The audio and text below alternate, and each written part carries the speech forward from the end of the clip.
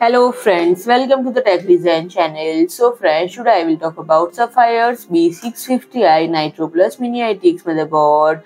So friend, the company introduced its NITRO Plus B550i Motherboard and AMD Mini-ITX design. Now almost 3 years later, Sapphire is launching its B650i model equipped with AM5 socket for Ryzen 7000, 8000 and upcoming 9000 series. The board features an 8-layer PCB with an 8-power stage design utilizing 70A DRM OS and supporting DDR5 6000 memory through Expo profiles.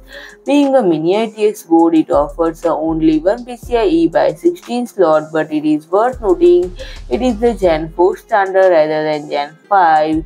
The same applies to two M.2 slots, which are Gen 4 standard according to official advertising.